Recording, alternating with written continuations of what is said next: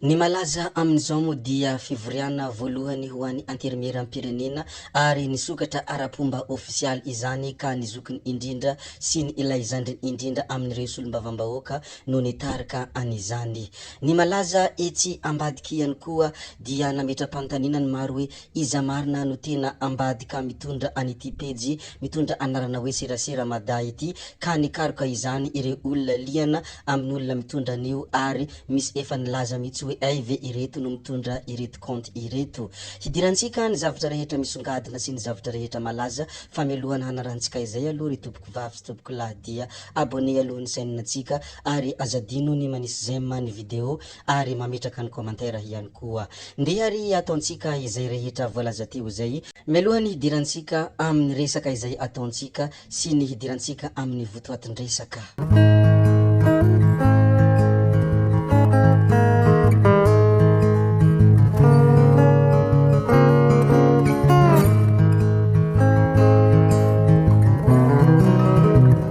Anisan'ny sary izay tena nafinahitra androany moa ireto sary ireto. Ireto sary ireto moa dia sarin'ny solombavam-bahoaka ary solombavam-bahoaka samy amin'ny vovonana izay misy azy avy. Tsy mahagaga moa raha toa ka androany dia eny Tsimbazaza daholo ny mason'ny malagasy rehetra sy ny mason'ny ireo olona mpanara-baovao. Ny antony mahatonga izany moa dia tsy ho lazaina amintsika intsony fa anterimeram-pirenena Tsimbazaza. Manomboka anio ny fivoriana manokana no sady voalohany hatrehony ireo solombavam-bahoaka voalan'ny farany teo. Minisitra maromaro no tonga manatrika ny fivoriana fa tsy tazana eny antoerana ny praiministra lehibe ny gouvernemanta.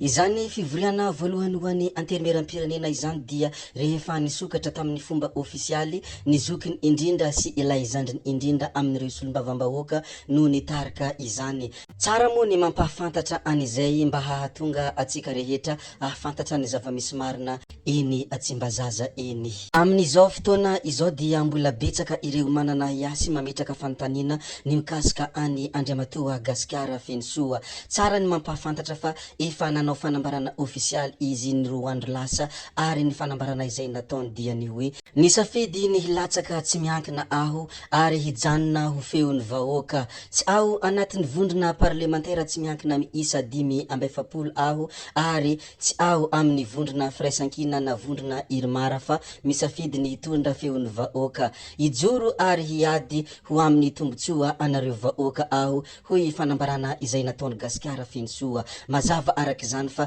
tsy aho anatin' ireo 540 i Gasikara Fensoa fa mbola mijanona ny amin'ny fidina azy. Izay ny fanamarihana sy fanambarana ofisialy izay navoaka ny Gasikara Fensoa ny 2 andro lasa izay.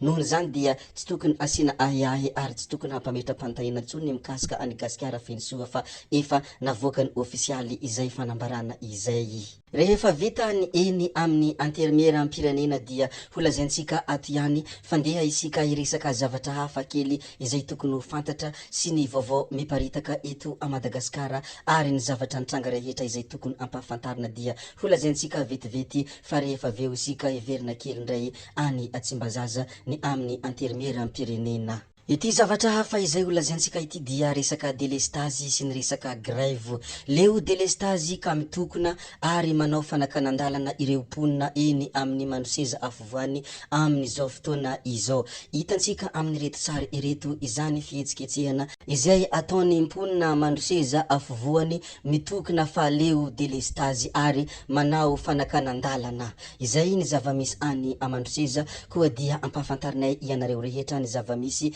sy ny zavatra mandalo eto antantsika naizanaiza izany na atsimo na avaratra nandrefana na antinianana ary indrindra ny agnivontany ihany koa. Fanontany Toamasina kosa dia anisan'ny vaovao izay tena mahatsiravina moa ity vaovao ity. Nandriaka ny rao tao Antsiranapasika Salazamay teratany vahiny nisy nanafika tao antranony. Lehilahy teratany frantsay iray sy ny vadiny malagasy notafihiny jolahy 2 lahy tao antranony ny zoma misasakalina tao Antsiranapasika Salazamay zaranay Toamasina mo izany. Tsy nisy mpiambina ilay trano fa izy mivady ihany no ao anatiny, niditra ankeriny tao antrano ireo olon-dratsy nisaron-tava. Nitsatoka antsy nisandriny ilay vazaha izy ireo ary nianjera ity farany ka naratra mafy ary voa hatramin'ny lohany. Tsy afa nanohitra ilay vadiny noho ny hery tsy mitovy izay nampiantahotra sy horohoro. Lasany ireo jolahy tsy mataotody nifinday lafo vidy iPhone ary ny solosaina fahita lavitra vola 10 hetsy ariary sy ny karatra fampiasa amin'ny banky. Noentina amin'ny hôpitaly Morafeno kosa ilay vazaha naratra mafy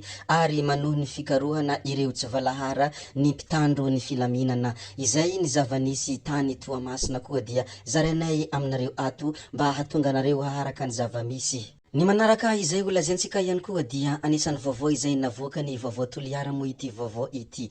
Tratra tao Manamby, commune Maromiandra, distriktan'ny Toliara faharoa ireo omby miisa 7 izay very tao fiherena fokontany Ampihamy, commune Behompy ny sabotsy 4 Jolay 2024. Rehefa nisotro rano tao amin'ny renirano fiherena ireto omby ireto ny sabotsy tamin'ny 10 ora maraina dia notafihiny malaso. Rehefa io tranga io anefa ny ben'ny tanàna commune Andrano Hinaly tsy iza moa izany fa Francis Sarla dia nitondra ireo zandaro ao Andrano Hinaly niaraka tamin'ny fokon'olona nanaradia ka tratra tao amin'ny fokontany Manamby, commune Maromiandra ireo malaso nitondra ny omby.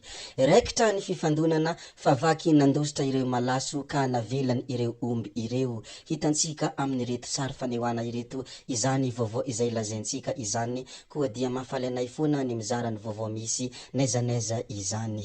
Ivadika zavatra hafakely indray isika anisan'ny zavatra izay tena nisongadina ao amin'ny tambanjotra antserasera mo ity zavatra anankiray izay ho lazaintsika ity. Nohony izy misongadina izay dia tsy hainy tsy lazazy ka lazaina amintsika ato. Be dia be ny olona nametra-panontaniana hoe iza marina no mitondra an'ity pejy mitondra anarana hoe serasera mada ity, ary maro ny olona liana te hafantatra ny olona ambadika an'io pejy io satria anisan'ny tena mifono vy ny olona mitondra io pejy io raha ny fanehoan-kevitra ny olona tao anatin'ny tambanjotra antserasera. Inona mo antony ilazana fa hoe mifono vy ny olona mitondra an'io pejy io? Tsy misy zavatra atahorany ary sasa izy manaratsy olona ary masaha manompa olona izy ka izany no antony ilazan'olona fa hoe tena mifono vy ny olona mitondra an'io serasera mada io. Rehefa raikitra ny adiny bigy amijisy koto lehilahy mahitso ambo dia miditra mafy i pejy izay mitondra anarana hoe serasera mada ary mamely anikoto mafy de mafy.